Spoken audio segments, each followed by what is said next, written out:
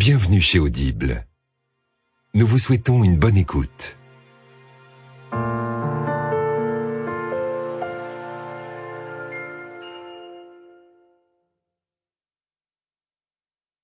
Le pouvoir de la confiance en soi. Devenez impossible à arrêter, irrésistible et audacieux dans toutes les sphères de votre vie. Par Brian Tracy, lu par Jérôme Carrette. Ce livre, je le dédicace avec affection à mon fils, David Tracy, une des personnes les plus positives, les plus extraverties, les plus optimistes et les plus sûres d'elles que je connaisse. Introduction. Entrez dans la zone sans crainte. Personne n'a jamais rien accompli d'exceptionnel. Sinon, ceux qui ont osé croire que quelque chose en eux transcendait leur situation. Bruce Barton. Bienvenue dans la zone sans crainte. Au fil des pages à venir, vous découvrirez comment gagner de l'assurance, du courage et une détermination inébranlable dans toutes les sphères de votre vie. Vous apprendrez à relever les plus grands défis et à saisir les plus grandes opportunités de votre vie sans la moindre crainte, convaincu de votre capacité à accomplir tout ce que vous avez à cœur de réaliser. La bonne nouvelle, c'est que vous êtes doté d'un potentiel extraordinaire en matière de réussite, de réalisation de soi et de prospérité, ayant plus de talent et d'aptitudes naturelles que vous ne pourriez en utiliser au cours de 100 vies. Tout ce qui s'érige entre vous et la vie formidable qui s'offre à vous, c'est la peur, des craintes de toutes sortes. Or, d'ici à ce que vous terminiez l'écoute du présent livre, vos craintes auront disparu à tout jamais. Pendant plus de 25 ans, j'ai étudié des hommes et des femmes qui connaissent la réussite, à la recherche des traits de caractère et des qualités qu'ils ont en commun, et qui leur ont permis d'en accomplir tellement plus que le commun des mortels. J'ai lu des milliers de livres, d'articles et d'études portant sur la réussite, et j'en suis venu à la conclusion que tous les parcours de vie réussis ont pour qualité commune la confiance en soi. En définitive, tout homme ou toute femme ayant accompli quoi que ce soit d'extraordinaire possède une plus grande confiance en soi que la personne ordinaire.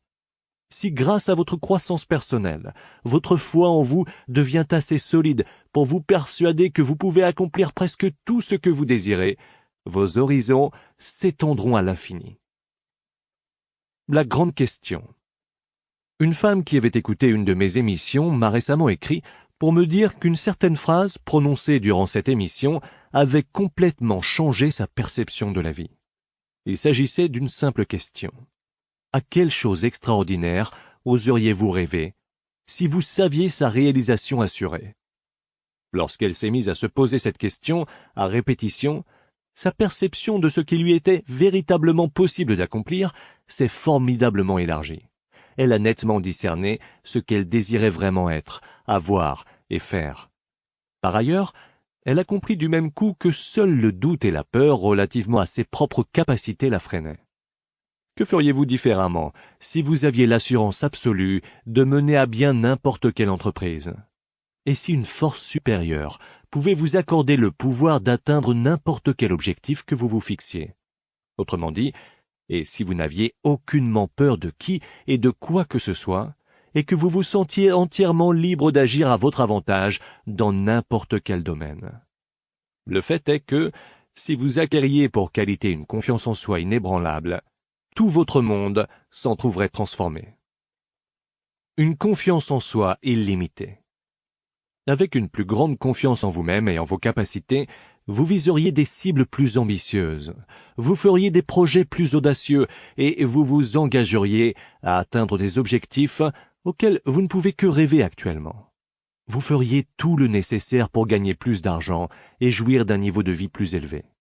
Vous aspireriez à une plus grande maison, à une meilleure voiture, à de plus beaux vêtements et à de luxueuses vacances. Vous désireriez procurer toutes sortes de choses à votre famille et à vos proches. Vous feriez ce que vous voulez réellement faire et vous refuseriez de vous conformer aux souhaits et aux opinions de qui que ce soit. Vous définiriez votre vie selon vos propres conditions et vous vivriez chaque journée exactement selon vos aspirations et non les désirs des autres. Grâce à une plus grande confiance en soi, vous seriez une personne différente dans toutes les dimensions de votre vie professionnelle. Il se pourrait que vous décidiez de solliciter une promotion ou une augmentation de salaire, ou encore de changer d'emploi ou d'employeur, ou même de secteur d'activité. Vous vous mettriez immédiatement à l'œuvre pour faire le nécessaire afin de vous engager dans la voie rapide de votre carrière. Si vous travaillez dans la vente, vous rendriez visite à plus de gens, vous feriez des présentations meilleures et plus dynamiques, vous passeriez plus de commandes et vous concluriez plus d'affaires. Si vous travaillez dans la gestion, vous organiseriez et réorganiseriez les ressources humaines et matérielles nécessaires pour vous créer un milieu de travail vous convenant à la perfection, plutôt que de faire des compromis à l'infini dans l'espoir de plaire à un grand nombre de gens différents. Grâce à une plus grande assurance, vous vous montreriez plus audacieux et plus imaginatif. Vous seriez plus créatif et désireux de faire l'expérience d'idées et de façons de faire nouvelles et différentes. Vous vous montreriez disposé à envisager des solutions de rechange inhabituelles et risquées, ainsi qu'à vous engager corps et âme dans des projets mis aujourd'hui en veilleuse dans votre esprit. Plus puissant, plus populaire et plus persuasif. Si votre confiance en vous était illimitée, vous seriez plus puissant, plus populaire et plus persuasif. Vous seriez plus heureux, plus sympathique et mieux accueilli où que vous alliez. Vous prendriez la parole et vous vous exprimeriez clairement dans vos interactions avec les autres. De plus, tous ceux qui vous connaissent vous admireraient, vous respecteraient et rechercheraient votre présence. La reconnaissance et les responsabilités vous seraient acquises, car les gens croiraient que vous avez ce qu'il faut pour accomplir le travail. Des postes de prestige et un statut social élevé se présenteraient à vous, et les gens vous offriraient des opportunités et des possibilités qu'il vous est impossible d'imaginer pour l'instant. Surmonter les difficultés. Grâce à une plus grande confiance en vous, vous pourriez surmonter plus efficacement les difficultés et les problèmes inévitables dont s'accompagne la vie de tous les jours. Vous réfléchiriez continuellement en mode solution, en vous demandant comment tirer le meilleur parti de toute situation. Vous vous moqueriez de l'adversité qui découragerait la plupart des gens, et vous arracheriez une réussite à l'échec. Vous feriez de la limonade avec vos citrons. Vous vous sentiriez invincible. Si vous aviez plus d'assurance, vous parviendriez beaucoup mieux à composer avec des gens et des situations difficiles. Vous seriez un négociateur beaucoup plus habile, capable de demander et d'obtenir de meilleurs prix et de meilleures conditions dans tout ce que vous vendriez et achèteriez. Sentez-vous au sommet. Si vous aviez plus confiance en vous, une foi inébranlable en vous-même, rien ne vous serait impossible. Plus que tout le reste, vous seriez vraiment satisfait de vous-même. Vous seriez véritablement heureux dans toutes les sphères de votre vie, sachant en votre fort intérieur que vous êtes en mesure de faire tous les pas et tous les changements requis pour veiller à ce que votre vie soit précisément ce que vous souhaitez qu'elle soit.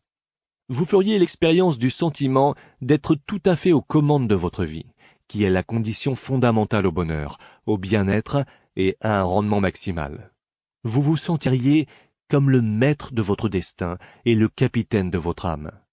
Doté d'une confiance en vous illimitée, vous auriez l'impression d'être le pilote de votre vie et d'en prendre les commandes. Vous vivriez un sentiment de force, de pouvoir et de destinée, et vous adopteriez une attitude positive envers vous-même, tout votre entourage et tout ce que vous faites. Grâce à une confiance en soi inébranlable, vous seriez indubitablement un être humain exceptionnel.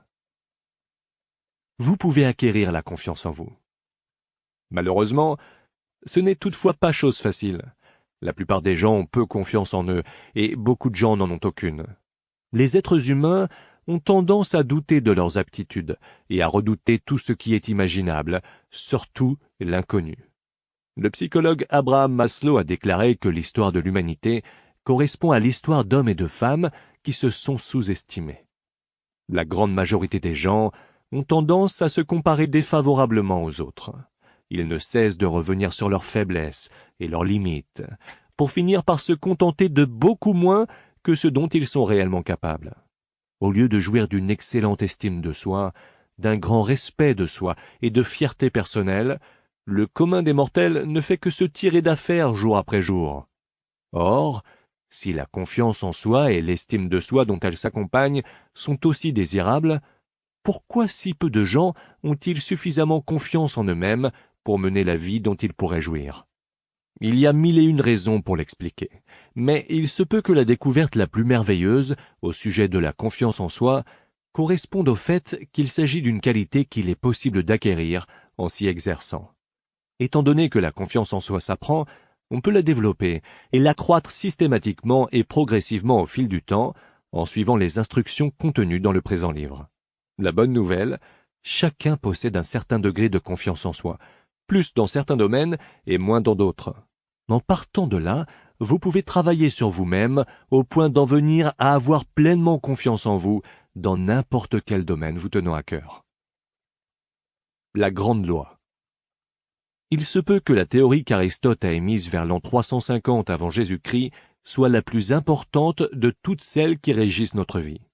Par cette théorie, à laquelle il a donné le nom de principe de la causalité, il a proclamé pour la première fois que nous vivons dans un univers gouverné par l'ordre, et qu'il y a une raison à tout ce qui se produit.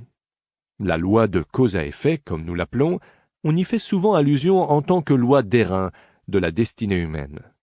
Cette loi peut nous enfermer dans une cellule que nous nous sommes fabriquée nous-mêmes, ou nous délivrer en nous procurant une liberté pleine et entière selon l'utilisation que nous en faisons.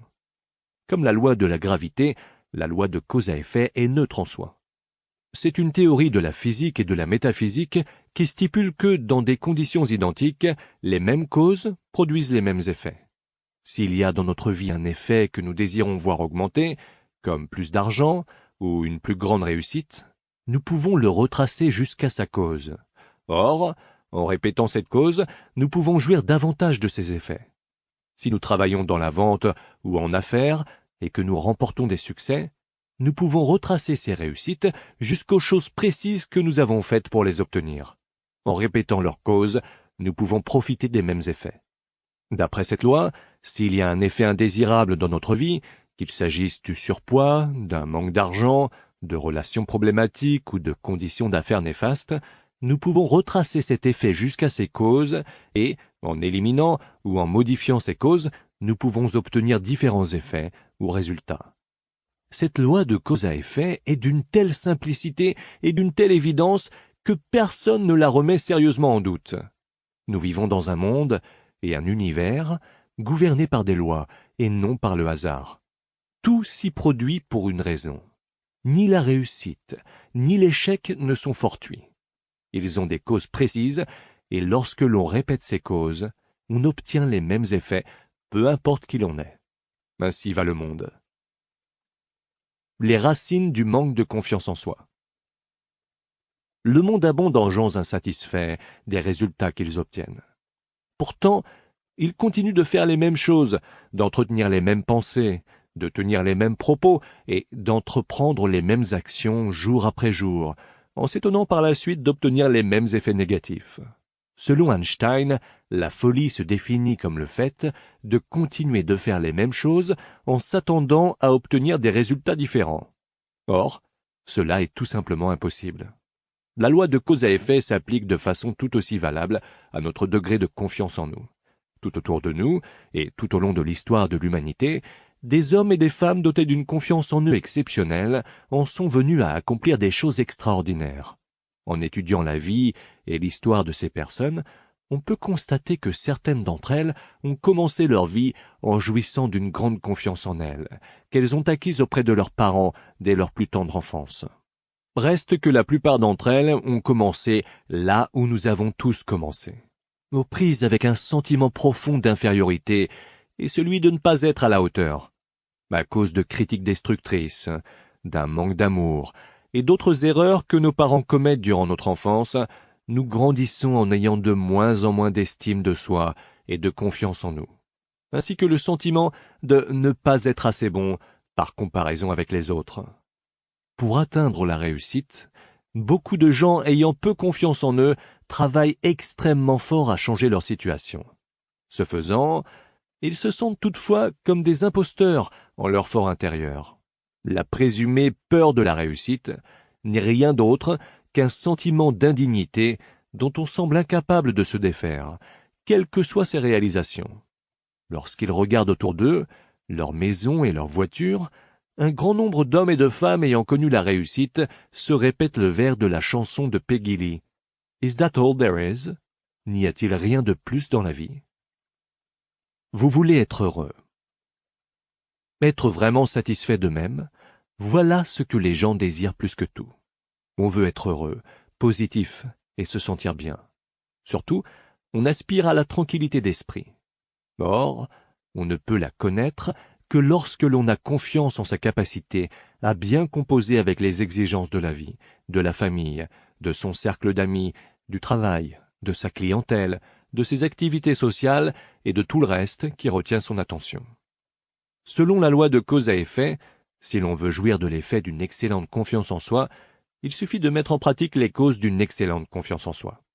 Si l'on parvient à découvrir ce que pensent, disent et font les hommes et les femmes qui sont très sûrs d'eux, et à faire les mêmes choses qu'eux par la suite, on finira par obtenir les mêmes résultats qu'eux. On en viendra à se sentir comme eux. On deviendra un jour impossible à arrêter. Une formation en vue d'un marathon mental. Les gens ont du mal à croire qu'il est possible d'acquérir des capacités mentales au même titre que des capacités physiques. S'il s'agissait d'un programme vous enseignant la façon de vous y prendre pour courir un marathon, et que je vous offrais de vous entraîner jour après jour au cours des 6 prochains mois en vue de votre participation à un marathon, vous en viendrez à comprendre qu'il est possible à quelqu'un qui n'a jamais couru auparavant de passer de la mauvaise forme physique à la participation à un marathon de 42 km et demi en s'entraînant avec discipline pendant 6 mois. De nos jours, il y a même des hommes et des femmes dans la cinquantaine et la soixantaine qui courent des marathons grâce à ce genre d'entraînement. Ce que le présent livre fera pour vous, ce sera de vous faire participer à un marathon mental. Ce dernier ne sera pas aussi ardu ou pénible qu'un marathon physique, mais il exigera tout de même une somme considérable de travail. La quantité que vous y consacrerez déterminera précisément les résultats que vous en obtiendrez. Si vous suivez ces principes éprouvés et pratiques, tirés de la vie et du comportement des hommes et des femmes qui connaissent actuellement la plus grande réussite, que des recherches et des expériences exhaustives ont toutes scientifiquement validées, vous pourrez acquérir la confiance en soi à laquelle vous aspirez afin d'accomplir tout ce que vous désirez véritablement réaliser. À vos marques, prêts, partez. Chapitre 1. Le fondement de la confiance en soi. Rien n'est bon ni mauvais en soi, tout dépend de notre pensée. William Shakespeare. Les pensées et les sentiments que vous entretenez à votre propre sujet, ainsi que ce qui vous est possible ou impossible à faire, sont la somme de tout votre vécu et du conditionnement que vous avez subi au cours de toute votre vie. Or, ils représentent rarement ce qu'il vous est réellement possible d'accomplir. En développement personnel, il existe un principe tout simple, ou encore une loi du devenir, selon lequel chaque personne est engagée dans un processus continu, ou une évolution et une croissance, qui la fait avancer dans la même direction que ses pensées dominantes. Votre corps est également dans cet état de devenir. Si vos cellules meurent et se régénèrent à un rythme normal, vous obtenez un corps entièrement nouveau tous les 7 ans. Comme votre évolution physique dépend en gros des aliments dont vous nourrissez votre corps, votre évolution mentale et votre devenir dépendent largement des pensées dont vous nourrissez votre esprit. On devient ce à quoi on réfléchit. Selon la loi de la concentration, toute pensée sur laquelle on revient constamment se transforme en réalité. Tout ce à quoi vous réfléchissez assez longtemps et assez assidûment finira par s'inscrire dans vos processus mentaux, exerçant son influence et sa puissance sur votre attitude et vos comportements. Si vous entretenez continuellement des pensées empreintes d'audace, de courage et d'affirmation de soi, vous gagnerez progressivement en audace, en courage et en affirmation de soi. Plus vous vous concentrerez sur la personne que vous aimeriez être, possédant les qualités que vous aimeriez posséder, plus vous les enracinerez profondément dans votre inconscient, où elles en viendront à faire partie de votre évolution continue. Ce à quoi on réfléchit généralement finit par s'inscrire dans son caractère et sa personnalité. En ce sens, Vous êtes fils ou fille de vos œuvres. Vous êtes là où vous êtes et ce que vous êtes en raison des pensées que vous avez laissées occuper votre esprit. Tout ce sur quoi vous êtes constamment revenu au cours des derniers mois et des dernières années, c'est ce que vous êtes devenu et que vous êtes à l'instant, aujourd'hui même. Non seulement avez-vous fait de vous-même la personne que vous êtes aujourd'hui, mais aussi vous continuez de la construire à l'aide de chacune des pensées que vous entretenez. Étant donné qu'il s'agit d'un incontournable de la vie, vous ne pourriez pas agir plus intelligemment qu'en entretenant continuellement les pensées qui correspondent au genre de personne que vous aimeriez être. La croissance personnelle n'a rien de facile. Quoi qu'il en soit, pour la plupart des gens, ce saut est trop grand. La majorité d'entre eux persistent à penser précisément à ce qu'ils préféreraient ne pas voir se produire et à en parler. Ensuite, ils s'étonnent toujours de constater que c'est justement ce qu'ils espéraient éviter qu'il leur arrive fois après fois. Le fait que la pensée est créatrice compte au nombre de découvertes les plus profondes de toute l'histoire de l'humanité. Les pensées entretenues produisent les réalités qui leur correspondent. Dis-moi ce que tu penses, et je te dirai qui tu es. Nos pensées deviennent nos réalités. On devient ce à quoi on pense la plupart du temps. On ne peut pas entretenir un genre de pensée et connaître un autre genre d'existence. Cette loi de cause à effet fonctionne à la perfection, partout, tout le temps et pour tout le monde. Par conséquent, l'acquisition d'une confiance en soi inébranlable commence par la nécessité pour vous de maîtriser pleinement, complètement, systématiquement et volontairement le contenu de votre conscient, vous disciplinant à ne penser qu'aux choses que vous désirez et fermant résolument votre esprit aux choses que vous redoutez. La vie entière se vit de l'intérieur vers l'extérieur. Selon la loi de la correspondance, peut-être l'une des plus importantes de toutes les lois mentales, votre monde extérieur reflètera votre monde intérieur. Ce que l'on voit de l'extérieur constitue en grande partie le reflet de ce qui se passe à l'intérieur de vous. Et cela ne vaut pas uniquement pour vous, c'est le cas de tous les gens de votre entourage. Votre vie intérieure prédit ce que sera votre vie extérieure. On voit souvent des gens qui semblent être gentils et agréables de prime abord, mais aussi avoir continuellement des problèmes dans leur vie privée et en affaires. On se demande alors, comment se fait-il que ces choses regrettables arrivent à des gens aussi gentils? Un fait incontestable, à quelques exceptions près, la majeure partie de ceux dont une personne fait l'expérience dans la vie correspond précisément à quelque chose qui se passe dans sa vie intérieure, une chose que l'on ignore le plus souvent, et il ne saurait en être autrement. Le vrai bonheur et la véritable réussite proviennent du fait de vivre notre vie en harmonie avec les lois qui régissent notre être. Même si ces lois sont invisibles, elles sont comme la loi de la gravité, qui est également invisible, mais que l'on ne peut transgresser qu'à ses risques et périls. Les gens heureux sont ceux qui obéissent aux lois naturelles et qui vivent en conformité avec elles. Commencez par votre vie intérieure. Si vous souhaitez connaître l'assurance extérieurement, vous devez exercer intérieurement une intégrité complète. Le fondement de la confiance en soi consiste pour vous à vivre en conformité avec vos valeurs et vos principes fondamentaux, tout en veillant à penser et à agir en harmonie avec vos plus grandes aspirations. Les hommes et les femmes chez qui la confiance en soi est la plus solide sont ceux qui savent pertinemment ce qu'ils croient être bien, bon et digne d'intérêt, et qui mènent leur vie selon ces valeurs. Tout ce qu'ils font et disent constitue une expression de leurs convictions les plus profondes. Notre monde peut s'écrouler en entier autour de nous, mais aussi longtemps que nous aurons l'assurance d'être en train de faire la bonne chose, nous éprouverons un calme profond qui se manifestera par une attitude de confiance en soi et d'assurance en toute situation. Dans la vie, vous connaîtrez beaucoup de hauts et de bas, mais le plus important, c'est que vous restiez fidèle à vous-même. Shakespeare a eu raison de dire qu'ainsi, tu ne pourras être déloyal envers personne. Déterminez vos valeurs. Pour acquérir une grande confiance en soi et devenir un être humain exceptionnel, il faut commencer par bien réfléchir à ces valeurs et les établir.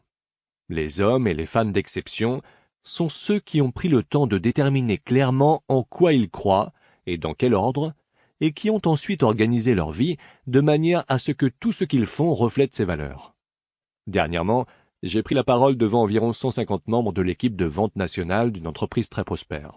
Cette entreprise était née d'une idée et avait connu un essor très rapide au sein d'un marché extrêmement concurrentiel, si bien qu'elle était devenue très rentable.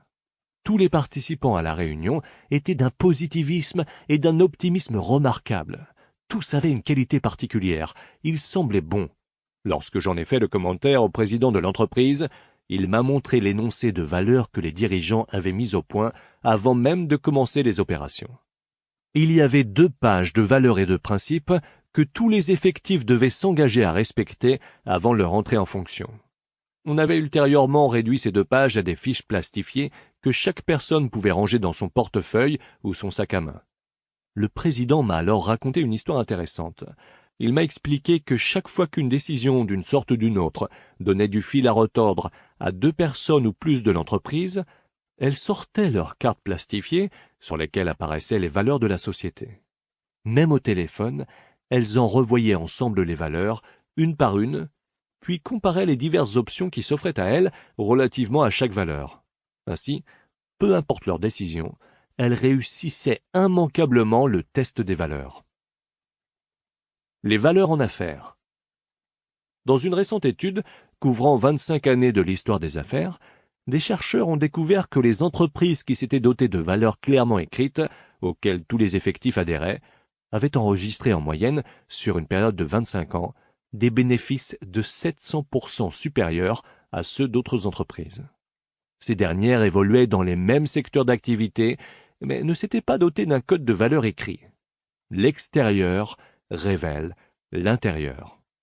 Chaque fois que je dirige un exercice de planification stratégique pour une entreprise, ses dirigeants choisissent toujours l'intégrité comme la plus grande valeur et le plus important des principes organisationnels de toute l'entreprise.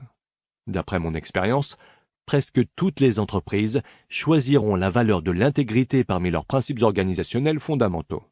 Selon le dictionnaire, le mot intégrité signifie parfait, indivisé, complet, unifié, une seule et même entité, sans tache ni faute.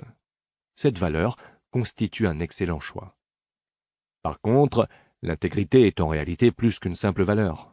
Il s'agit de la qualité qui assure ou garantit toutes les autres valeurs que l'on choisit.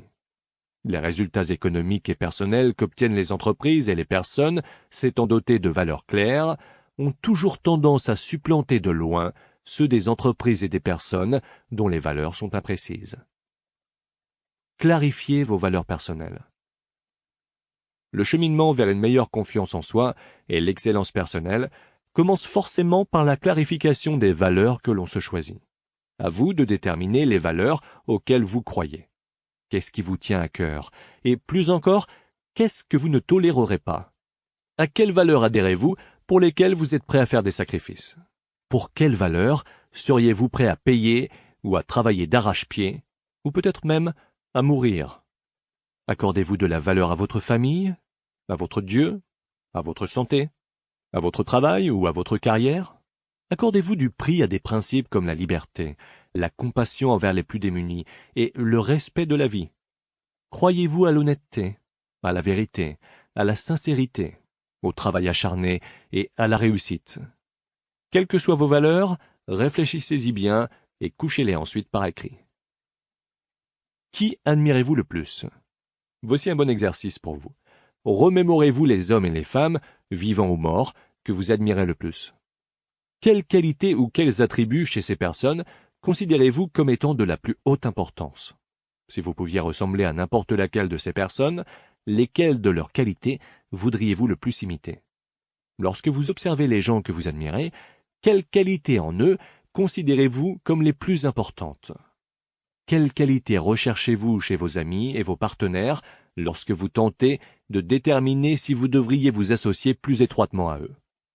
Selon vous, quelles qualités ou valeurs fondamentales sous-tendent les relations d'affaires et personnelles? Quelles sont vos valeurs? Les valeurs sont non négociables. Lorsque vous vous choisissez une valeur, si elle est appelée à devenir réellement une de vos valeurs, elle sera inviolable. Soit qu'il s'agisse d'une valeur fixe, et que vous viviez chaque sphère de votre vie en conformité avec elle, soit qu'elle ne s'inscrive pas au nombre de vos valeurs. Vous ne pouvez pas entretenir une valeur lorsque cela fait votre affaire et la mettre à l'écart lorsque ce n'est plus le cas. Il est impossible d'avoir un peu d'intégrité. Ce doit être tout ou rien. Le geste consistant à choisir vos valeurs correspond à celui de vous énoncer clairement, et parfois à d'autres, comment au juste vous avez l'intention de mener votre vie dorénavant. Une fois que vous avez choisi une valeur et que vous déclarez qu'il s'agit de l'un de vos principes unificateurs, vous indiquez en fait qu'il s'agit d'une chose par rapport à laquelle vous ne ferez jamais de compromis. Et votre degré d'adhésion aux valeurs que vous vous êtes vous-même choisies indique la mesure réelle de votre caractère, votre véritable nature en tant qu'être humain. La confiance en soi inébranlable découle d'un engagement inébranlable envers ces valeurs. Si vous savez en votre fort intérieur que vous ne transgresserez jamais vos plus grands principes, vous en tirerez un sentiment profond de pouvoir personnel qui vous permettra de gérer ouvertement presque n'importe quelle situation avec honnêteté et une entière confiance en vous. La clarification des valeurs. Si vous avez du mal à clarifier vos valeurs, vous auriez tout intérêt à prendre le temps d'écrire votre propre notice nécrologique ou éloge funèbre. Imaginez que toutes les personnes que vous connaissez et de qui vous vous souciez se soient réunies lors de vos funérailles pour vous rendre un dernier hommage. La personne qui officie le service leur lit votre éloge funèbre, dans lequel elle décrit la personne que vous êtes devenue au cours de votre vie. Elle décrit non seulement ce que vous avez accompli et la contribution que vous avez apportée à la vie d'autres personnes, mais elle énumère également les vertus, les valeurs et les qualités que les gens de votre entourage vous reconnaissaient. Cet éloge funèbre pourrait devenir votre vision du genre de personne que vous désirez devenir et du genre de valeurs auxquelles vous désirez adhérer. Personne n'est parfait. Nous avons tous beaucoup de chemin à faire pour en venir à vivre conformément à nos valeurs prioritaires, mais l'exercice même qui consiste à écrire votre éloge funèbre influencera puissamment tout ce que vous ferez par la suite. Tant de manière consciente qu'inconsciente, vous ressentirez de plus en plus le désir de vivre et d'agir comme la personne que vous aurez décrite dans ce dernier testament. Mettez vos valeurs en ordre de priorité. Votre tâche ne s'arrête pas à la détermination de vos valeurs. Il vous reste maintenant à organiser vos valeurs en ordre de priorité. Vous devez décider laquelle est plus importante et laquelle l'est moins. Si vous écriviez chacune de vos valeurs sur des bouts de papier et que vous deviez les jeter tous, à l'exception d'un seul, lequel conserveriez-vous? La valeur apparaissant sur celui-là correspondrait alors à votre valeur prioritaire, celle qui surpasse toutes les autres. Quelle serait votre deuxième valeur la plus importante, votre troisième, votre quatrième, et ainsi de suite? Votre ordre de priorité joue un rôle primordial dans la détermination du genre de personne que vous êtes et du genre de vie que vous menez. Bon nombre de gens organisent leurs valeurs en accordant la priorité à Dieu. Deuxièmement, à leur famille. Troisièmement, à leur santé. Quatrièmement, à leur carrière. Et peut-être cinquièmement, à leur réussite. La personne qui classe ses valeurs dans cet ordre indique qu'au bout du compte, elle favorisera toujours la valeur occupant un rang élevé plutôt que celle occupant un rang inférieur sur l'échelle de ses priorités. L'ordre de vos valeurs vous forcera à faire des choix. Si votre famille passe avant votre santé ou votre travail, vous sacrifierez toujours votre santé ou votre travail pour le bien-être de votre famille. Si vous modifiez l'ordre de vos valeurs, en faisant passer votre travail ou votre réussite financière avant votre santé, vous vous diriez ainsi prêt à sacrifier votre santé, si cela était nécessaire, sur l'autel de l'avancement de votre carrière. J'ai connu des hommes d'affaires qui ont accordé une plus grande priorité à leur réussite professionnelle qu'à leur famille. Lorsqu'ils devaient choisir entre les deux, il leur arrivait souvent de privilégier leur travail plutôt que de passer du temps avec leurs femmes et leurs enfants. Résultat, leur mariage et leur carrière ont tous les deux connu de graves problèmes. Le fait pour vous de choisir vos valeurs et de les mettre ensuite en ordre d'importance crée en réalité une structure mentale et émotionnelle vous permettant de faire de meilleurs choix et de prendre de meilleures décisions dans chaque sphère de votre vie. Un retour sur l'intégrité. Le principe de l'intégrité ou adhésion à ses propres valeurs, semble correspondre à une loi de l'univers. Chaque fois qu'une personne transgresse ou compromet son intégrité pour une raison ou une autre, une grande puissance de rétribution semble alors se manifester pour l'empêcher de s'en tirer impunément. L'intégrité semble être une exigence absolue à laquelle satisfaire pour réussir sa vie. Un manque d'intégrité ou la compromission de ses valeurs semble engendrer non seulement un châtiment à la hauteur du crime, que ce soit en affaires, en politique ou dans la vie privée, mais aussi beaucoup de stress, de malheur et de tumulte intérieur dans la vie de la personne fautive. La nécessité de cette intégrité absolue semble exiger que l'on vive dans la vérité avec tout le monde et en toute situation. Vivre dans la vérité, c'est refuser systématiquement de vivre un mensonge. Cela signifie que l'on ne compromet jamais son intégrité au profit d'un emploi, d'un gain ou d'une relation. C'est toujours faire et dire ce que l'on sait être vrai et la bonne chose, quel que soit le prix à payer ou l'avantage à récolter à court terme. Vivre dans la vérité exige que l'on refuse de donner dans les faux-semblants et de se leurrer. On doit considérer la vie, ses relations et ses circonstances exactement telles qu'elles sont, et non comme on aimerait qu'elles soient. Vivre dans la vérité revient à ne jamais rester dans une situation qui nous rend malheureux, ou que, pour une quelconque raison, nous croyons ne pas être la bonne pour nous. Accordez la priorité à votre tranquillité d'esprit. En vivant dans la vérité, vous vous fixez la tranquillité d'esprit pour objectif premier et principe organisationnel fondamental. Vous déterminez tous vos autres objectifs en fonction de celui-là. Vous ne compromettez jamais votre tranquillité d'esprit pour qui ou quoi que ce soit. Vous ne faites et ne dites les choses qui, à votre avis, vous conviennent à la perfection. Vous acceptez complètement vos pensées et vos sentiments, quels qu'ils soient, et vous changez systématiquement chaque dimension de votre vie qui ne vous procure pas la tranquillité d'esprit. C'est uniquement de cette façon que vous pourrez jouir de la grande confiance en soi dont jouissent les personnes d'exception. Ce n'est qu'en insistant pour que tout ce que vous faites vous permette de vivre en paix avec vous-même, que vous vous sentirez vraiment satisfait de vous-même et que toutes vos relations seront merveilleuses. Vos valeurs ne s'expriment que dans vos actions. La clé du bonheur, de l'harmonie, du bien-être et d'une excellente confiance en soi réside dans le fait de vivre en conformité avec ses propres valeurs. Cela nous amène au dernier point du présent chapitre et peut-être le plus important de tous. Nos vraies valeurs ne s'expriment que dans nos actions, dans ce que nous faisons. Vous pouvez déterminer vos véritables croyances en observant votre façon d'agir dans n'importe quelle situation où vous devez faire un choix. Vos vraies valeurs se révèlent surtout en situations stressantes, où vous vous sentez tiré dans deux directions à la fois, par des demandes et des responsabilités opposées. L'action que vous entreprenez dans n'importe quelle situation vous indiquera à laquelle de vos valeurs vous accordez la plus grande importance, ou si même vous en avez. Ce qui compte, ce n'est pas ce que l'on dit, espère, désire ou prévoit, mais ce que l'on fait. Le choix de vos actions vous révèle en définitive qui vous êtes réellement. En fait, vous pouvez savoir ce qu'ont été vos valeurs par le passé en regardant en arrière et en remarquant comment vous avez réagi en situation stressante lorsque vous aviez un choix important à faire.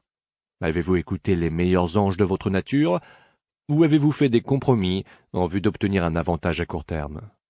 La personne qui dit que sa famille passe avant tout et qui ensuite, devant choisir entre travailler tard et se rendre à la pièce de théâtre de l'école ou à une activité sportive de son enfant, choisit de faire passer les besoins de son enfant avant les exigences de son patron, vit en conformité avec ses valeurs prioritaires.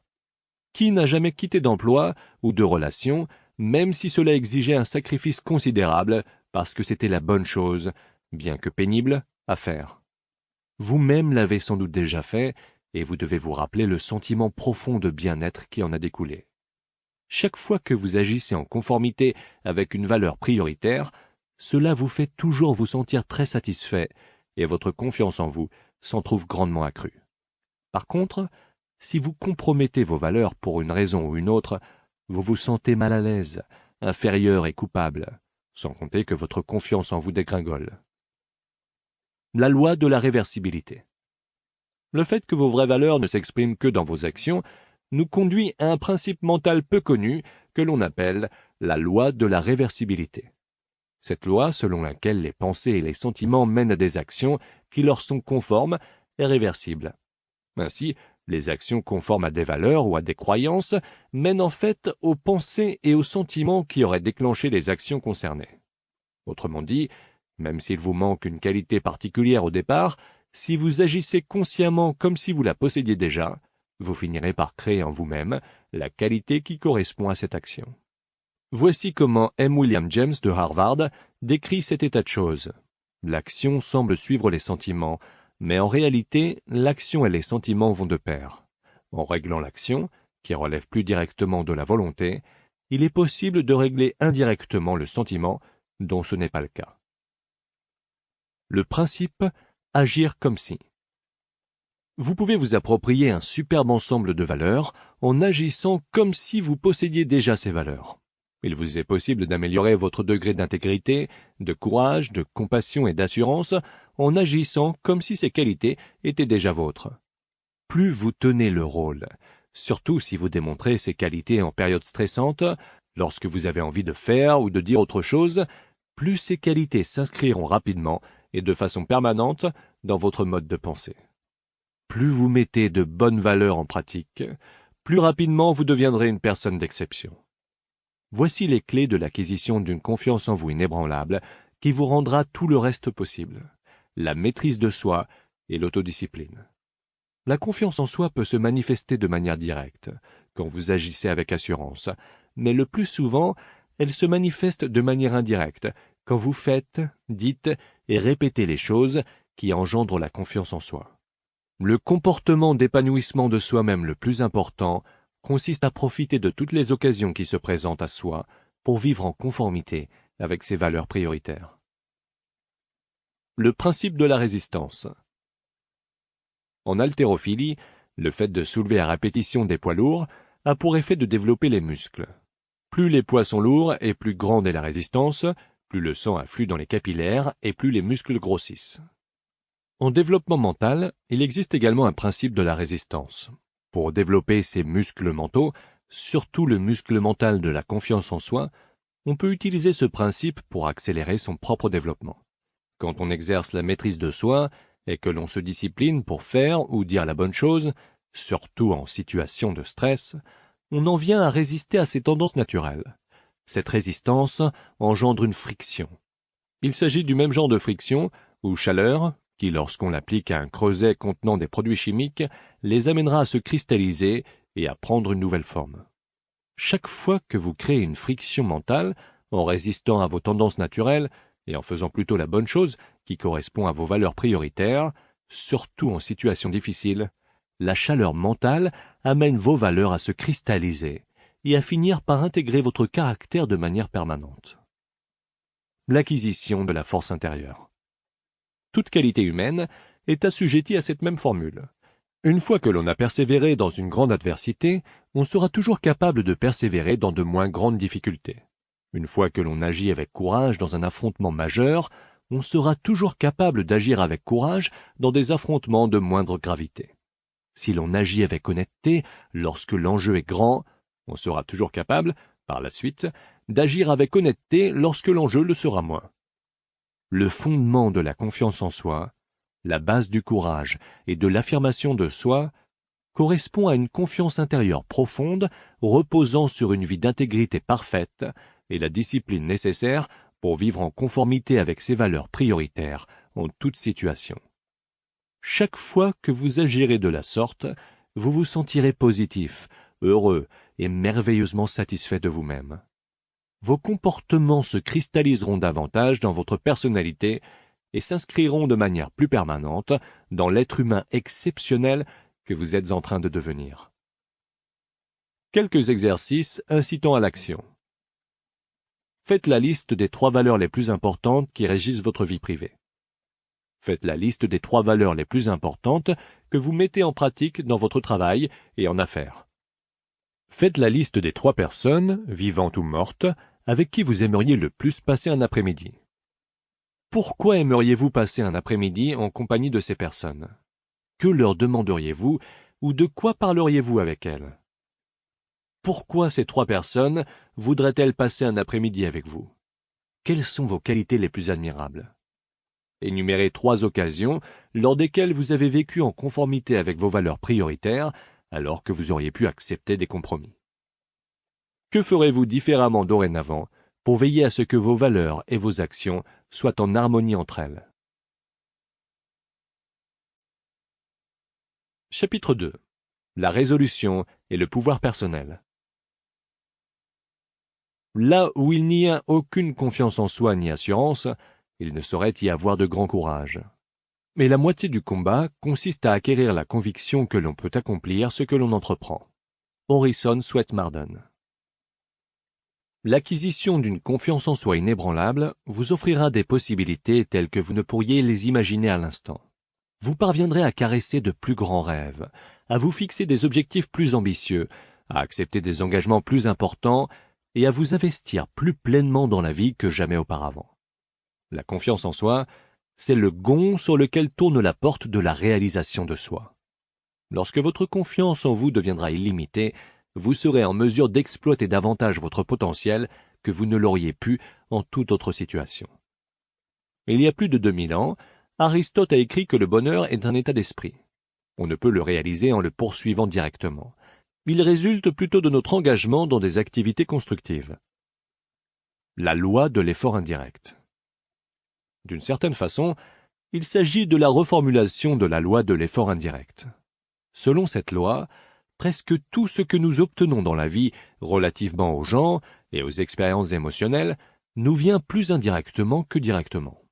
Il se présente à nous comme l'aboutissement d'une autre démarche.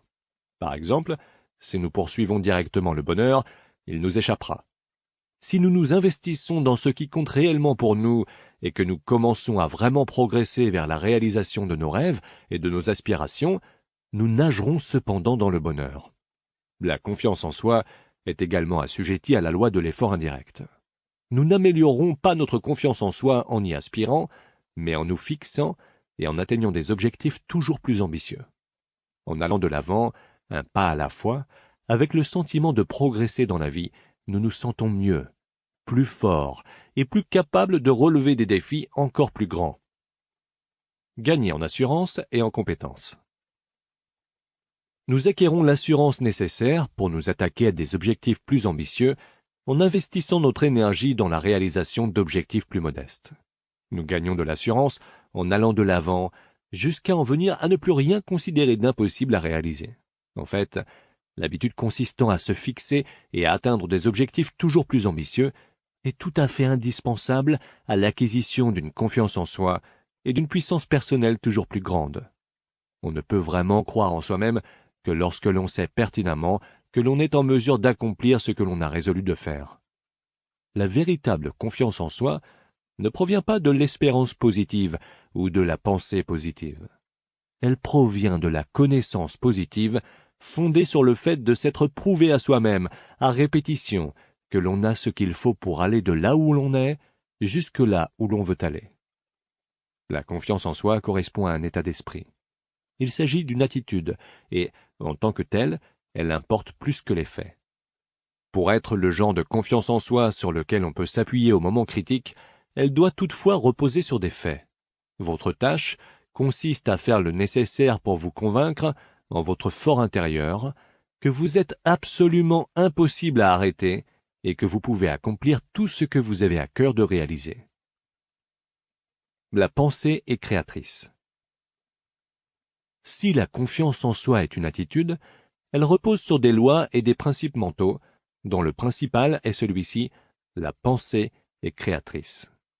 Vous n'êtes pas ce que vous pensez être, mais ce que vous pensez, vous l'êtes. Tandis que vous modifierez systématiquement et volontairement ce que vous pensez de vous-même, votre réalité extérieure changera pour se conformer à cette pensée. Ce sont vos pensées qui créent votre vie, y compris et surtout vos pensées relatives à votre sentiment de confiance en soi. Si les objectifs revêtent une telle importance, c'est en raison de ces lois mentales, dont les conséquences sont inévitables et incontournables. Vous connaissez le bonheur et la réussite proportionnellement au degré selon lequel vous conformez votre vie et votre pensée à ces lois, et que vous vivez en harmonie avec elles. La première de ces lois, que nous avons déjà abordée, est celle de cause à effet. Cette loi est d'une simplicité et d'une puissance telle qu'il faut se la remémorer constamment. Tout ce qui se passe dans notre vie, réussite ou échec, richesse ou pauvreté, santé ou maladie, bonheur ou malheur, confiance en soi ou insécurité, est assujetti à cette loi. La Bible enseigne cette loi fondamentale en tant que principe de l'ensemencement et la récolte. Selon cet axiome, tout ce qu'un homme sème, il le récoltera. Cela fait principalement allusion aux pensées que l'on entretient.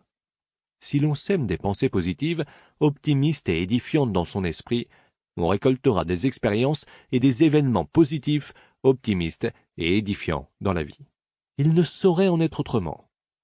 Si vous semez des objectifs clairs dans votre esprit, vous récolterez des récompenses et des résultats clairs dans votre vie. La loi de l'attraction. La loi de cause à effet a pour corollaire la loi de l'attraction. Il s'agit de l'une des lois mentales qui contribue le plus à expliquer ce qui nous arrive. Selon elle, ce qui se ressemble s'assemble. Conformément à cette loi, on attire inévitablement dans sa vie les gens, les idées, les situations et les occasions étant en harmonie avec ses pensées dominantes. Exactement comme un aimant attire la limaille de fer, on attire tout ce qui correspond à ce qui occupe ses pensées la plupart du temps. Étant donné qu'il s'agit d'une loi, il est impossible de penser à une chose et d'en attirer une autre en même temps. Ce à quoi vous pensez le plus souvent attirera précisément l'objet de vos pensées dans votre vie en provenance de toutes les directions. Voilà pourquoi les objectifs vagues produisent des résultats vagues. Les objectifs clairs donnent des résultats clairs. Étant donné que votre degré de confiance en vous est directement lié au degré d'efficacité avec lequel vous croyez que vous réaliserez vos objectifs, il importe que vous sachiez précisément ce que vous voulez et que vous ne pensiez à rien d'autre. La loi de la correspondance. La loi de la correspondance constitue une autre loi mentale, un autre corollaire de la loi de cause à effet. Selon cette loi, votre monde extérieur tend à correspondre à votre monde intérieur. Votre monde extérieur relatif à la santé, à la richesse et aux relations reflètera ce que vous pensez de chacun de ces sujets. Selon un certain adage, les pensées que l'on entretient produisent ensuite ce qui leur correspond. Vos pensées et vos objectifs sont semblables aux semences et votre esprit est semblable à un sol fertile. Quelles que soient les semences, positives ou négatives, claires ou obscures, que vous plantez dans votre esprit, elles deviendront votre réalité. Tout ce que vous récoltez ou dont vous faites l'expérience aujourd'hui résulte de ce que vous avez semé par le passé. Étant donné que votre esprit n'est pas un espace vide, il ne reste jamais inoccupé. Comme dans un jardin, des fleurs ou des mauvaises herbes y pousseront. Vos pensées sont les forces les plus puissantes de votre univers. Elles sont à la fois créatives et causales. Chaque minute de chaque journée, elles forment le monde qui vous entoure. Shakespeare a eu raison de dire « Rien n'est bon ou mauvais en soi, tout dépend de notre pensée. » Votre vie est ce que vos pensées en font. La loi de la concentration. Un autre principe qui influence la vie s'appelle la loi de la concentration. Il s'agit d'un principe déterminant de l'acquisition et de la rétention de la confiance en soi. Comme nous l'avons mentionné plus tôt, selon la loi de la concentration, tout ce sur quoi nous revenons sans cesse mentalement devient notre réalité. Réfléchir à un sujet, en y revenant continuellement, c'est comme arroser et fertiliser une semence. La concentration l'amène à pousser plus rapidement dans les faits. Plus vous réfléchirez à n'importe quel objectif ou sujet, plus vos capacités mentales serviront à faire de cet objectif ou de ce but une réalité. La loi de la concentration explique pourquoi une consécration inébranlable à un but précis va de pair avec toute grande réalisation. La capacité à se concentrer sur un sujet précis sans se laisser distraire et à l'exclusion de tous les autres explique que des gens ordinaires accomplissent des choses extraordinaires. Peter Drucker a dit un jour que chaque fois que l'on trouve quelque chose en cours de réalisation, on trouve un monomane en mission. En raison de cette loi mentale, lorsqu'une personne ordinaire dotée de capacités ordinaires investit tous ses pouvoirs mentaux dans la réalisation de ce seul but, elle parvient souvent à en accomplir beaucoup plus qu'une personne qui semble plus favorisée qu'elle, dont l'énergie se disperse à la poursuite de plusieurs objectifs à la fois, ou, comme c'est fréquemment le cas, d'aucun objectif. La loi de la substitution. D'après la loi de la substitution, notre conscient ne peut entretenir qu'une seule pensée à la fois, positive ou négative. Toute pensée que nous entretenons continuellement dans notre conscient, notre subconscient finira par l'accepter comme étant une instruction ou un ordre. En harmonie avec ces autres lois mentales, notre subconscient travaillera 24 heures par jour pour transformer en réalité notre pensée ou notre idée dominante. Notre subconscient est infiniment puissant. C'est le magasin de tout ce qui nous habite, nos sentiments, nos émotions, nos croyances, nos valeurs et nos attitudes. Toutes nos pensées et tous nos sentiments y sont emmagasinés notre vie durant. L'acquisition de la confiance en soi inébranlable, à laquelle vous aspirez, exige que vous entriez dans votre ordinateur mental et que vous fassiez le nécessaire afin de programmer en profondeur la confiance en soi dans votre subconscient. La loi de l'émotion. La dernière loi mentale que vous devez connaître en matière de détermination, de puissance personnelle et de confiance en soi est celle de l'émotion. Selon elle, toute décision que nous prenons, toute pensée que nous entretenons et toute action que nous entreprenons repose sur une émotion ou une autre. Les deux émotions principales sont la peur, située à une extrémité de la gamme des sentiments, et le désir, situé à l'autre extrémité de cette même gamme. Lorsque nous entretenons une pensée chargée d'émotions dans notre conscient, notre subconscient l'accepte rapidement. Ce dernier active ensuite tous nos pouvoirs mentaux et se met à changer cette pensée intérieure en résultat ou en expérience dans notre monde extérieur. Plus l'émotion est puissante, plus elle influence notre pensée et nos actions, plus elle modifie rapidement notre expérience de vie. Si l'émotion est suffisamment forte, le changement est susceptible de se produire instantanément. Le pouvoir décisionnel. J'avais un ami qui a fumé pendant 30 ans. Il disait être incapable d'arrêter de fumer parce que cette habitude, qui remontait au début de sa vie d'adulte, était profondément ancrée en lui. Un jour, il a ressenti une douleur à la poitrine et est allé consulter le médecin, qui lui a fait subir une batterie de tests. Après avoir reçu les résultats de ces tests, le médecin a fait venir mon ami pour lui faire savoir qu'il avait un grave problème cardiaque et que s'il continuait de fumer, il mourrait en moins de 6 mois. Samuel Johnson a dit un jour « Quand un homme sait qu'il doit être pendu dès le lendemain, cela lui remet les idées merveilleusement en place. » L'idée de mourir a ébranlé mon ami à tel point qu'il a sorti ses cigarettes, les a jetées à la corbeille et n'a jamais plus fumé par la suite. Voyons le côté positif. Si vous aviez la conviction ferme d'être destiné à connaître une grande réussite dans la vie et que rien au monde ne saurait vous empêcher d'accomplir de grandes choses, tant que vous vous consacreriez corps et âme à chacune de vos activités, en persévérant jusqu'à la réussite, vous deviendriez une force irrésistible de la nature. La profondeur de votre croyance et la force de votre conviction augmenteraient considérablement le pouvoir de votre personnalité. Si vous croyiez réellement à la possibilité de connaître une grande réussite, vous deviendriez impossible à arrêter. Les 4 C de la confiance en soi.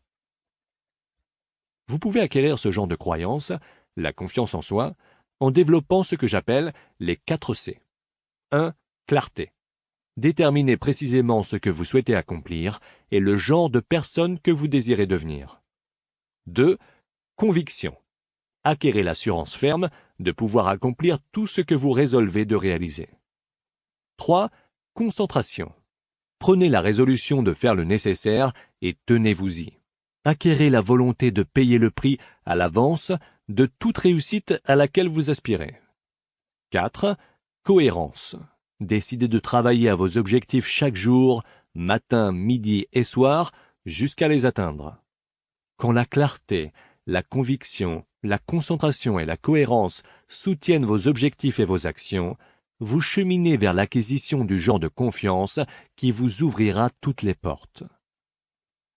L'importance des objectifs. Si les objectifs jouent un rôle aussi important dans l'acquisition de la confiance en soi, c'est que le fait même de nous fixer un objectif de vie ambitieux a pour effet d'activer toutes les lois mentales en notre faveur. C'est comme si tous les interrupteurs de notre moteur de réalisation s'allumaient et que les dispositifs de post-combustion de notre potentiel s'actionnaient. Les objectifs clairs nous libèrent de la loi des accidents, de la tendance des choses à se produire au hasard et de manière imprévisible.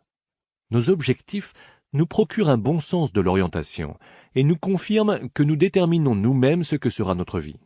Ils nous procurent un sentiment de pouvoir, de destinée et de concentration. Ils nous amènent à croire que tout ce qui nous arrive s'inscrit dans un plan bien établi qui nous conduit, étape par étape, vers la réalisation de nos plus grands idéaux. Notre capacité à nous fixer des objectifs et à planifier leur réalisation correspond à la compétence maîtresse de la réussite, sans laquelle il nous serait impossible d'accomplir grand-chose. L'habitude de nous fixer et d'atteindre souvent des objectifs compte probablement plus que toute autre compétence que nous aurions la possibilité d'acquérir. La compétence maîtresse de la réussite. Au fil des ans, j'ai moi-même été le témoin parmi mes élèves de milliers d'exemples du pouvoir étonnant de la fixation d'objectifs.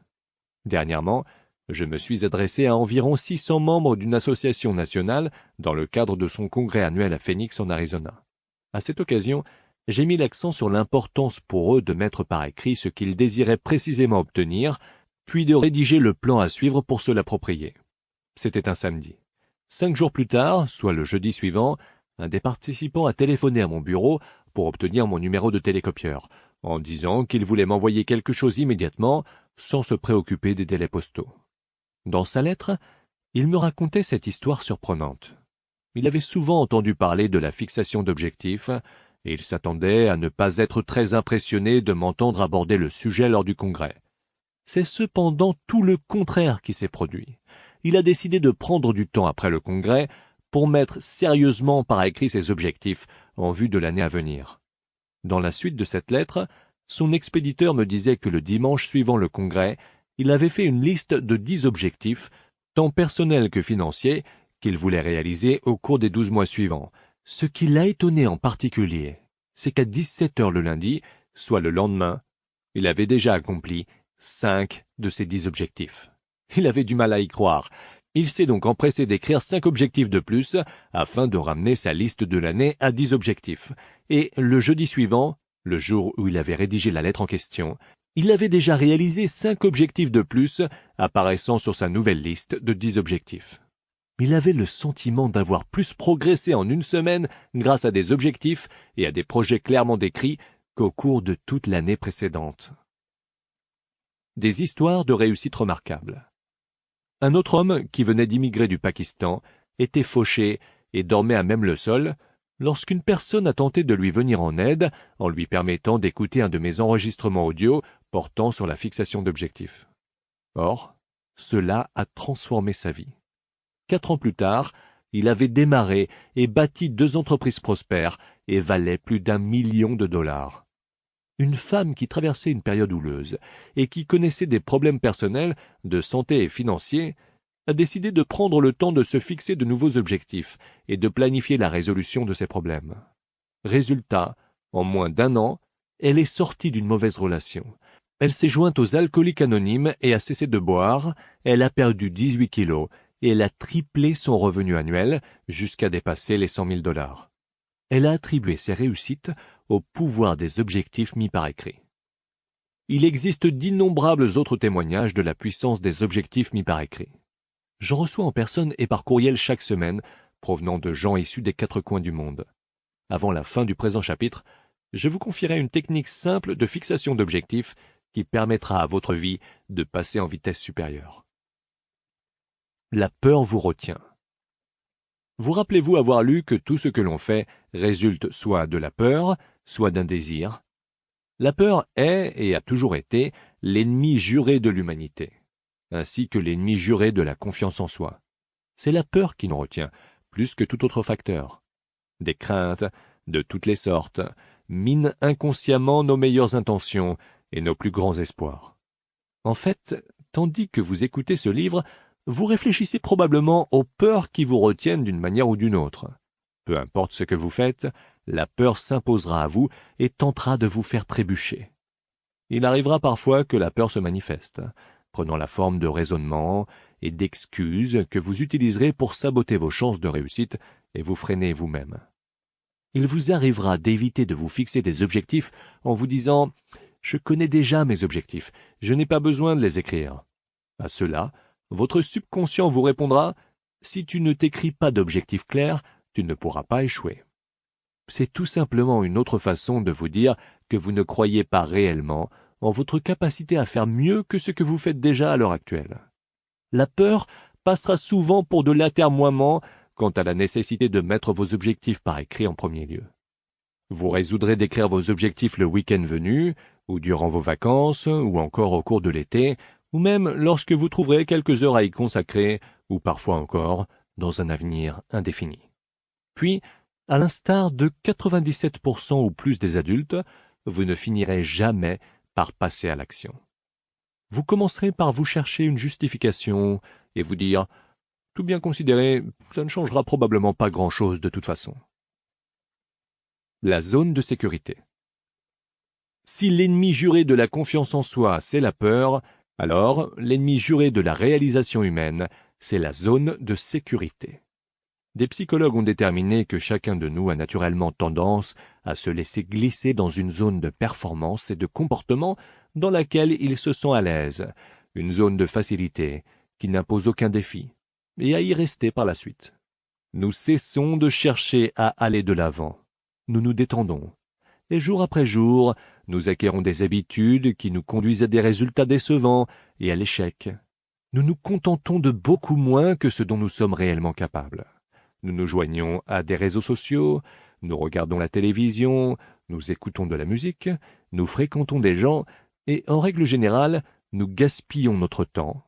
Puis nous finissons par nous convaincre que c'est le mieux que nous puissions faire. La plupart des gens se trouvent dans des zones de sécurité de leur propre cru. Votre attitude et votre personnalité, votre façon habituelle de réagir aux gens et à la vie, voilà votre zone de sécurité. Votre revenu, votre niveau de vie et votre degré de rendement au travail constituent votre zone de sécurité. Votre degré de forme mentale et physique correspond à votre zone de sécurité. La résistance au changement. Une fois une personne entrée dans sa zone de sécurité, elle a naturellement tendance à résister aux changements de toutes les sortes, même à un changement bénéfique. Si vous êtes forcé de sortir de votre zone de sécurité, comme lors de l'éclatement d'une relation ou de la perte d'un emploi, vous aurez naturellement tendance à chercher à vous recréer la même zone de sécurité, avec le même genre de personnes ou dans le même genre de travail. Tout le monde a déjà vécu la perte d'un emploi qui lui déplaisait pour se lancer par la suite à la recherche d'un emploi similaire, finissant par faire le même genre de travail. Nous entrons dans une relation qui se solde par un échec, et notre tendance naturelle nous pousse à essayer de nouer une nouvelle relation avec le même genre de personnes. Nous gagnons un certain montant d'argent, et plutôt que de chercher à augmenter notre capacité de gain, nous adaptons notre mode de vie à notre nouvelle réalité, et nous nous accommodons de notre situation financière. Le côté tragique de la zone de sécurité, c'est qu'elle commence par la sécurité, mais qu'elle nous conduit vite à la complaisance. Celle-ci finit par nous amener à l'ennui, à la question « N'y a-t-il rien de plus dans la vie ?» Au lieu d'être une aventure exaltante, la vie ne devient plus qu'une simple répétition ennuyeuse de ce qui s'est produit la veille. La zone de sécurité finit par nous faire traverser la complaisance et l'ennui pour nous conduire à la frustration et au malheur. En son fort intérieur, le commun des mortels sait qu'il a été mis sur terre doté de capacités étonnantes. Il sait qu'il y a mieux que ce qu'il voit. Comme le psychologue Carl Rogers l'a dit, il existe dans tout organisme le désir ardent et inné d'accomplir ses possibilités inhérentes. Il y a en chaque personne quelque chose de persistant qui l'amène à comprendre qu'elle pourrait être, avoir et faire beaucoup plus que ce n'est le cas. Or, ce sentiment se trouve également en vous. L'accession à la grandeur personnelle. Les grands hommes et les grandes femmes sont ceux et celles qui croient fermement avoir été placés sur la terre pour faire de leur vie quelque chose de merveilleux. Ils ont une vision d'une chose plus grande et meilleure que leur situation actuelle. La grandeur personnelle revient au fait d'avoir un sens de sa destinée et la conviction que ses pensées et son imagination sont les seules vraies limites de ses possibilités. William James a dit Comparé à ce que nous devrions être, nous ne sommes qu'à demi éveillés. Nous ne faisons l'usage que d'une infime partie de nos ressources physiques et mentales. En gros, l'être humain vit donc bien en deçà de ses limites. Il possède des pouvoirs de diverses sortes qu'il néglige généralement d'utiliser. Le fondateur du magazine Success, Horizon Sweatmarden, a affirmé un jour « Il y a en vous des pouvoirs qui, si vous parveniez à les découvrir et à les utiliser, feraient de vous tout ce que vous avez pu rêver de devenir ou imaginer devenir. » Lors d'une étude effectuée sur une période de 5 ans auprès de dirigeants, dont il a fait mention dans son livre intitulé Leaders, Warren Bennis a découvert que tous évitaient sciemment la zone de sécurité, en se fixant sans cesse des objectifs plus ambitieux. Ils ne s'abandonnaient jamais à la complaisance. Ils vivaient leur vie à fond, en cherchant toujours à être et à faire plus. Afin d'acquérir une confiance en soi inébranlable, vous devez vous percevoir comme un leader et faire ce que font les leaders. Vous devez élargir vos horizons jusqu'aux limites extérieures de votre potentiel. Vous devez vous fixer des objectifs qui vous permettent d'exploiter ce qu'il y a de meilleur en vous. Vous devez poursuivre des objectifs qui vous amèneront à vous sentir en pleine possession de vos facultés et au sommet de votre rendement. Et tout commence par un bloc-notes, un stylo et vous. N'imaginez aucune limite. La fixation d'objectifs commence par vous faire repousser toutes vos limites mentales et laisser votre esprit errer librement partout dans l'univers des possibilités. Votre première tâche consiste à vous permettre de rêver en grand et de déterminer précisément ce que vous désirez retirer de la vie dans tous les domaines et dans toutes les dimensions. Déterminez ce qui vous convient avant de déterminer ce qui vous est possible. Imaginez être, avoir ou faire presque tout ce que vous désirez réellement dans la mesure où vous savez exactement de quoi il s'agit. Premièrement, faites-vous une liste de rêves. Imaginez un instant que vous n'ayez aucune limite de temps, d'argent, de connaissances, de contacts, de vécu et d'instruction. Imaginez que tout ce que vous pouvez mettre par écrit soit possible pour vous.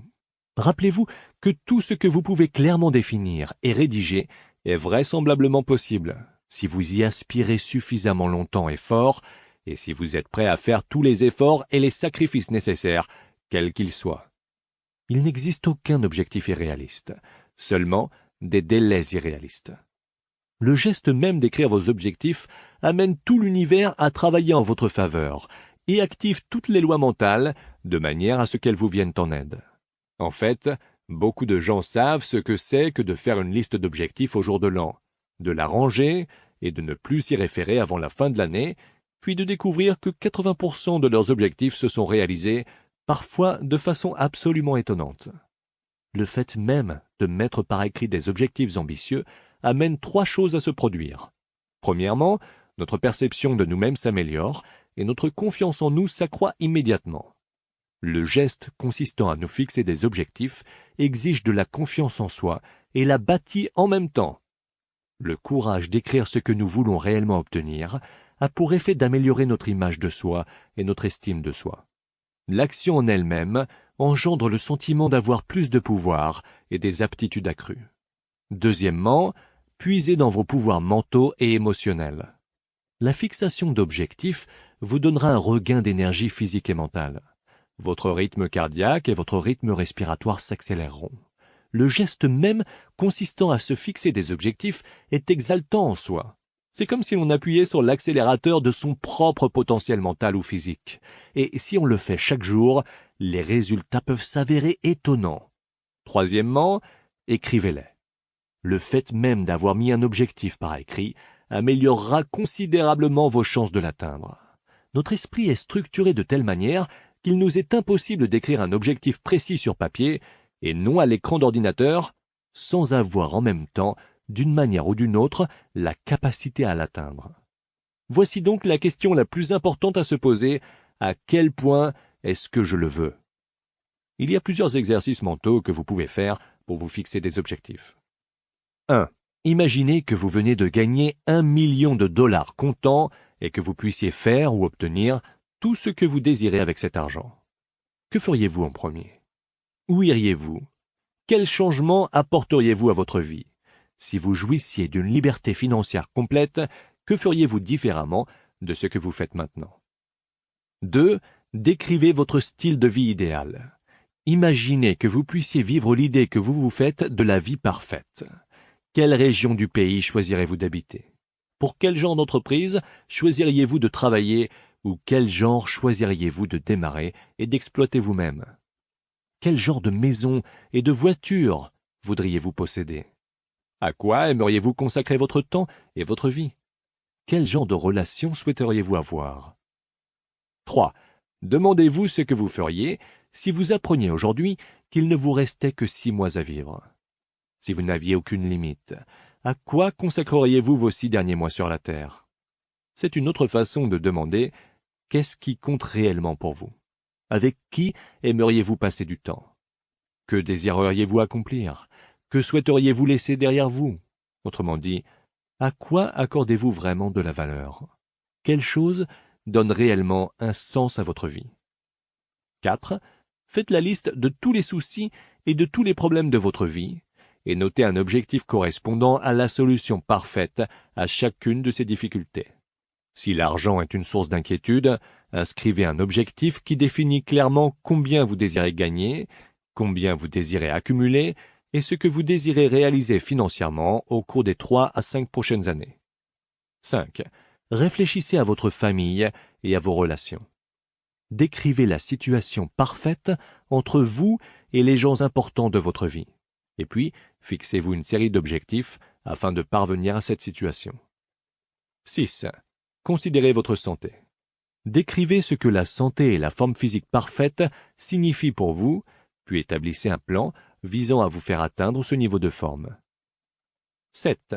Définissez le genre de personne que vous souhaiteriez le plus devenir, tant dans votre vie privée que professionnelle. Élaborez ensuite un plan de développement personnel et professionnel qui vous permettra d'apprendre, de grandir et de devenir le genre de personne que vous admirez le plus et que vous aimeriez le plus devenir. Rappelez-vous ce que Goethe a dit. Avant d'avoir quelque chose, il faut d'abord être quelque chose. Répertoriez vos objectifs. Une fois que vous avez mis vos objectifs par écrit, répertoriez-les selon les différentes sphères de votre vie qui comptent pour vous. La plupart des gens déterminent en général 6 domaines, mais vous pouvez vous en donner plus ou moins. 1. Les objectifs financiers et matériels. 2. Les objectifs familiaux et personnels. 3. Les objectifs éducatifs et visant l'amélioration de soi. 4. Les objectifs spirituels. 5. Les objectifs relatifs à la santé et à la forme physique. 6. Les objectifs sociaux et communautaires. Afin de fonctionner le mieux possible, votre vie doit être équilibrée. Cela signifie que vous devez vous fixer des objectifs dans chaque sphère de votre vie, de manière à progresser vers une chose qui ne cesse de compter pour vous. Mettez vos objectifs en ordre. Une fois que vous avez mis tous vos objectifs par écrit, la prochaine étape consiste à les mettre en ordre de priorité. Sélectionnez les objectifs qui comptent plus que d'autres et inscrivez-les en tête de liste. Ensuite, choisissez les objectifs qui viennent au 2e rang, au 3e, au 4e et ainsi de suite.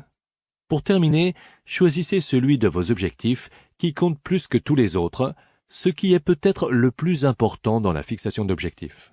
Voilà la clé de votre réussite.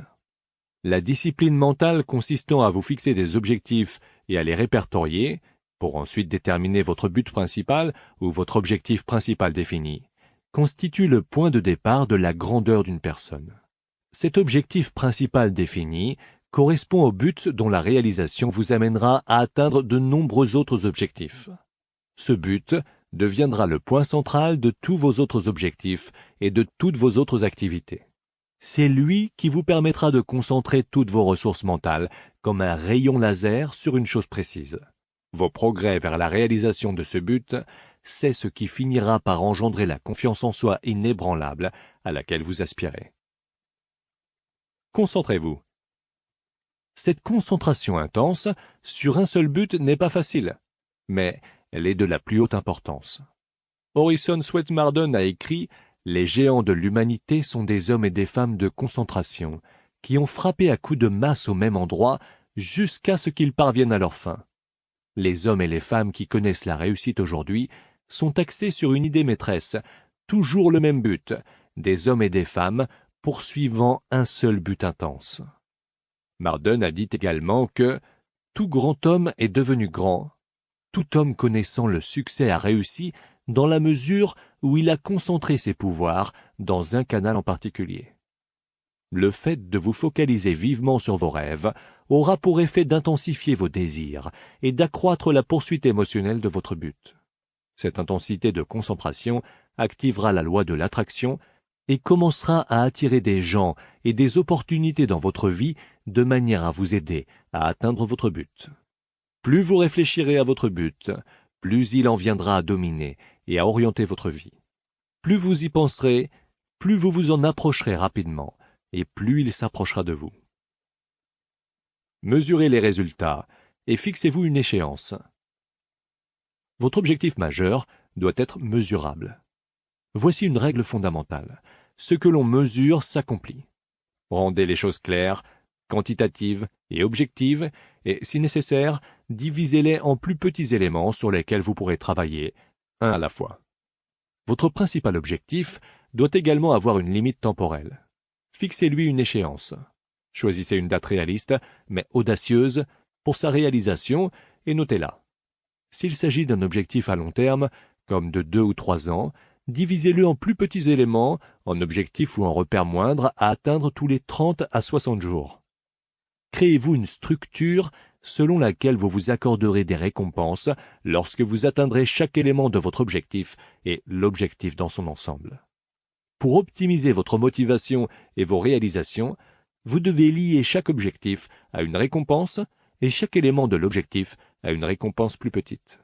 Cette récompense peut se présenter sous forme d'un repas au restaurant, de vacances ou d'un congé. Il pourra s'agir d'une nouvelle voiture ou d'une nouvelle maison. Ce pourrait être quelque chose qui touchera tous les membres de votre famille. Beaucoup de gens obtiennent le soutien et la coopération de leurs conjoints ou conjointes et de leurs enfants en acceptant d'accorder à tout le monde des récompenses lorsque l'objectif aura été atteint. Les récompenses, qui rendent le processus plus amusant et plus intéressant, agissent comme un désir ardent qui nous propulse vers l'avant lorsque les choses se corsent. Planifiez.